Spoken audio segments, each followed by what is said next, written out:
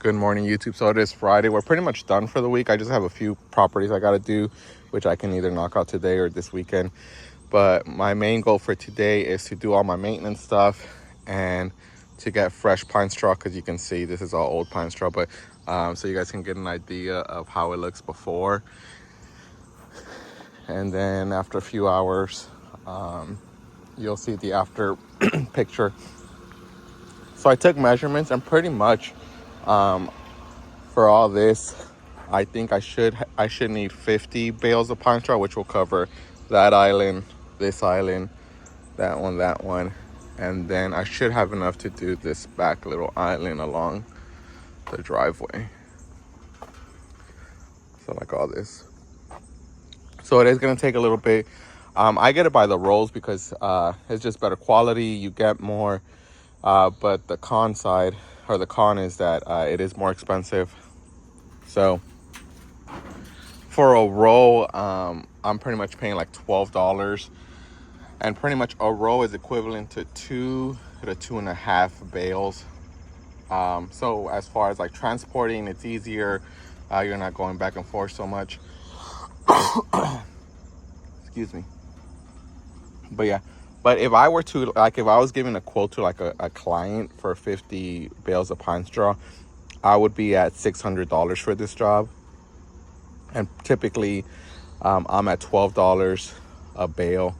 To some people that's still too cheap. To some people it's like, it's all right. But I really don't like doing pine straw. I used to be at $10, or I used to be at like 9, then I moved to 10, and now I'm at 12. But the margins for pine straw are so little because pine straw has gotten super expensive. I think this year, if I'm not mistaken, we've only gotten like 3 or 4 jobs. It's very rare for me to land these jobs because, one, it is expensive. For me, if I was a homeowner to spend $600 on pine straw, I don't know. I honestly don't think I would pull the trigger. But luckily, I have all the equipment. We can, I can do it myself and whatnot. But pretty much the main thing you need is, obviously like a trailer. If you have a truck, it'll take multiple trips. You go to a local nursery. You shop around. But do not go to Lowe's or Home Depot for pine straw because the quality that you're going to get from these big chain retail stores is not good. It's not the best. So you want to go to like a nursery or something, and they typically have better quality pine straw. Yes, it is a little bit more expensive, but just pay the extra dollars and get the better quality because it's going to last a lot longer and whatnot. So you need like a truck or a trailer, some gloves, and pretty much for pine straw, you pretty much just like shake it like with your hands. You spread it with your hands, and then with the blower, you go at an angle, which I'll show you guys, and you pretty much tuck it. But I'll go over it once I have everything set up and pretty much when I stage everything. But obviously I need my trailer, so let's unload these guys.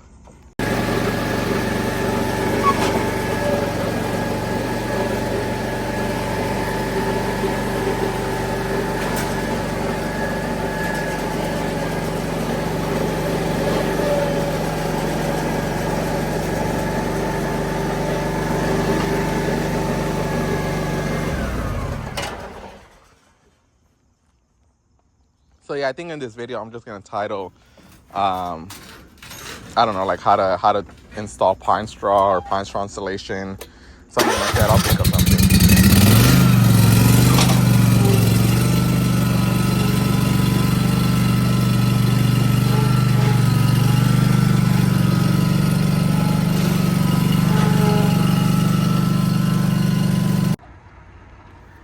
So this is the the nursery that I go to. I'll put a screenshot if you're in Georgia, but this is pretty much in Sonoya. But typically, all this is filled with the rolls of pine straw. And typically here, you just grab what you need and you just go up there and tell them how many rolls you have. So, I mean, I got so lucky. There's 23 in there. So that's just enough for what I need. But yeah, it looks like pine straw is a big seller right now. So there she is, 23 rolls. It was $270 with some change. I got the receipt right here. $270.21. So yeah, I mean, if you had a truck, you would have to do like 3 trips. I could have organized a little bit more, but I mean, there's no need to spend extra time trying to organize it because I knew it would fit. But yeah, so typically, with my prices, just on half is already going on materials. This doesn't include my drive time. Obviously, me, or if I had Jacob, then I would be paying Jacob. Pretty much that 30-minute drive here, 30-minute drive back. So, I mean, you can see why Pinestraw is not really one of my favorites, but I typically get them, if I do land those jobs, I typically get them closer to during spring when clients are trying to make their properties look nice and whatnot for spring and summer. And because it's still so slow during that, during that first month of spring, because everything's barely starting to come out of dormancy, I'm just happy to land some Pinestraw jobs at that time. But now, since we're busy, I mean, I'll still price them accordingly, and if we get them, we'll do the job. If not, I'm not really bummed out and whatnot. But yeah, the profit margins aren't that great, because then if I had Jacob, it would take us like an hour and a half to spread all that, an hour to an hour and a half. So then that's what, like, pretty much, like, say 2 hours and a half. We can round up, say 3 hours of labor that I'm paying him, and technically, if I had other guys, that's like 3 hours. You get what I'm saying. Excuse me. When it comes to Pinestraw, like, all these other costs and expenses, like, really eat into your profit margins, which are already low to begin with. All right, so we are back home. I think this is going to be my thumbnail, but pretty much this is all that you need for Pinestraw. Obviously, the Pinestraw, some gloves, and then a blower. It could be any blower. And first things first is you want a stage where you're going to be spreading Pinestraw.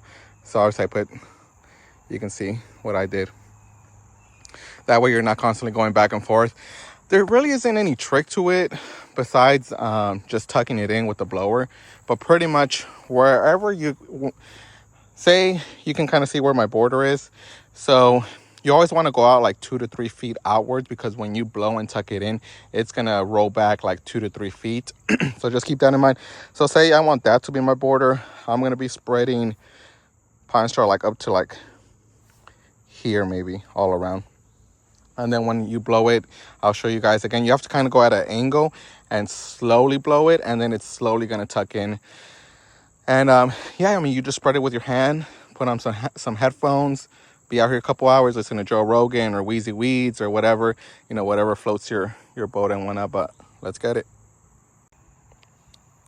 So really, I really don't think there's any wrong way to do it. You literally just grab it and you just spread it around. So again, I'm going to do my border first. What I do is that I do my border first, and then we do the inside. Or if I had Jacob, he would be doing the inside and I would be doing the border. But just like that, just shake it out of your hand, spread it out, and you just repeat the process for the whole property. So it's been a couple hours. I actually had to go to Home Depot to get more Pinestraw because I extended this island a little bit further out and I miscalculated. So I ended up getting 7 more rolls. But I don't know if the camera gets it, but this is what I'm talking about. When you go to like a big chain store, like, you can just tell the difference, like the difference of color. You can see it more in person, but pretty much what they did is they wet this Pinestraw so it can look somewhat decent. But within a week, it's just going to turn gray and pretty much like my old Pinestraw. It is what it is, but this is what I was referring to, where you want to make sure you go to a nursery. Obviously, you guys know that I pretty much bought everything that the nursery had, so I'm pretty much just stuck with this, but you can just tell. And when I was there, I kind of like returned 3 of them or 2 of them, 2 rolls. I was like, hey, I'm going to return these 2. Can I get 2 different ones? He's like, okay. And then he gave me 2 other ones that were slightly better, but they're all pretty much the same. But I've been here for a couple hours, but you can see that one I already tucked in, but I need to tuck all this in. Yeah, I just miscalculated, and that's going to happen in some jobs where you're going to miscalculate, and then it's going to cut into your profits even more. So pretty much from these 7 bales, that's an extra like $80 and whatnot. All right, so there she is. So it took me, I feel like if I was solo and I did this like all at once, I probably would have taken me like 3 hours. I took breaks, then I had to go to Home Depot, so it probably took me a lot longer. I mean, I know it took me a lot longer, but you guys can kind of see the difference. Home Depot's Pinestraw, and then the nursery's Pinestraw. And if the camera does a pretty good job, then you can see that the nursery Pinestraw is fluffier, it's brighter, and the one from Home Depot is a lot darker, it's more brittle. Pretty much it's going to lose its color a lot more, or a lot quicker. And the price difference was Pinestraw from the nursery was $12. Pinestraw from Home Depot was like $10 with some change. So like I said, like, just spend extra couple dollars, and get it from a nursery, because you're paying for what you're getting, essentially. So since I am recording it through my phone, pretty much I'm gonna guide you or tell you guys what I'm gonna do. I already tucked this one in, which you can kind of see it. This one has not been tucked in, so I'll record myself tucking it in. But pretty much you have to like blow at an angle.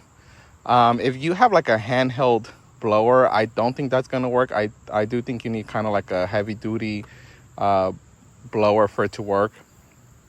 But anyways, I'm gonna be blowing it at an angle, and it's gonna slowly tuck it in and push it backwards. And you don't go full throttle, so you kind of go like half throttle, and then as you keep doing it more and more, then you go, you push the throttle harder and harder. But I'll show you guys.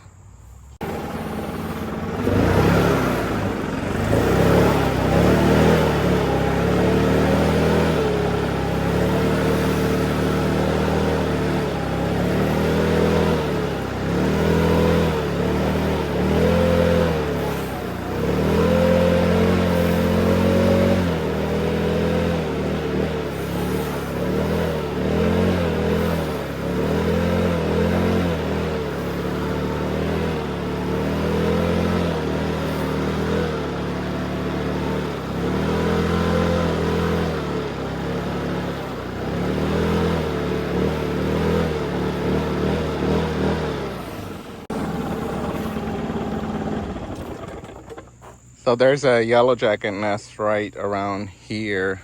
I don't know if the camera gets it, I can see them, but they're over there flying around. They're still going a little crazy. I did get stung once, so I had to add a charcoal to my wrist, or my wife added charcoal.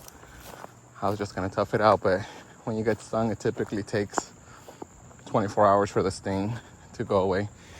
So there's just the first pass. And pretty much I'm gonna do another pass, and then at the end I'm just gonna step over it to flatten it down. And that's pretty much it. And again, that's why you wanna, when you're spreading it, when you do your border, you wanna go at least like 3 feet, because you're gonna push it back when you're tucking it in. And I've never had an issue where the Pinestraw kind of like goes all over the place if we get like a big storm or a big wind gust or whatever. It's never gotten out of the islands and whatnot. So very sturdy. Even though this is on a slope, it's gonna stay like this pretty much for the rest of the season. So typically you do Pinestraw once a year. For me, we're doing it a little bit later on in the season, but we try to do it once a year and whatnot.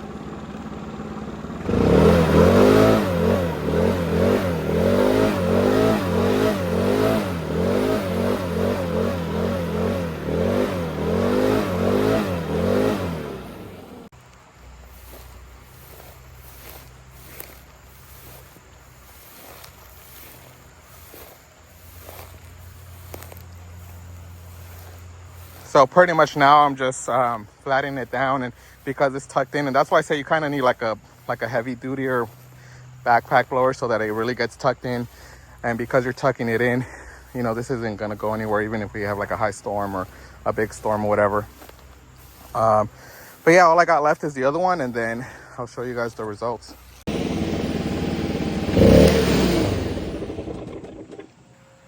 So there she is. I'll put a before picture so you guys can see what it looked before, but it definitely gives you that curb appeal.